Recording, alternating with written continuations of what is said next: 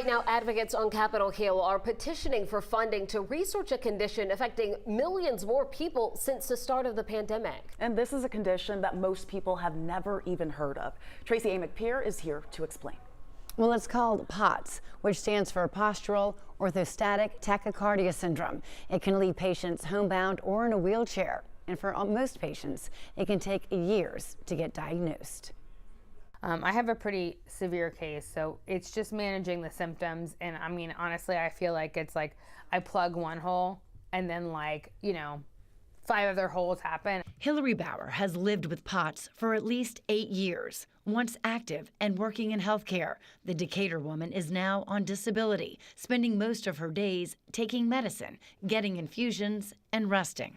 There are many days that I just have to, lay down and not be able, I can't get up. The usual triggers for POTS are a concussion or a viral infection like COVID.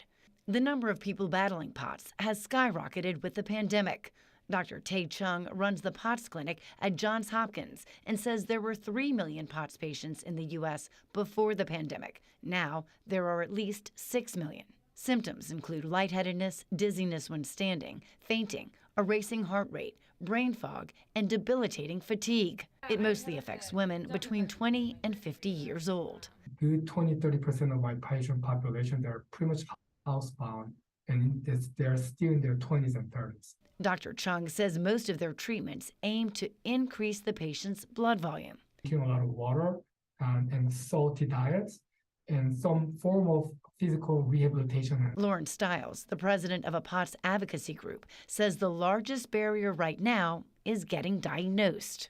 Before COVID, it was like an average 5-year diagnostic delay to get diagnosed with POTS, and the average patient saw 7 doctors before they were diagnosed. It's a delay Bauer knows firsthand. She now helps other patients and support groups find medical assistance and learn ways to cope.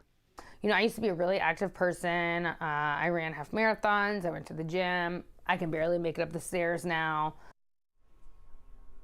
Now there's a simple test to help diagnose POTS. The patient stands up and the doctor measures their heart rate. Now, if there's a sustained 30 beats a minute increase, you could have POTS. We have more information on the syndrome on our webpage at 11alive.com.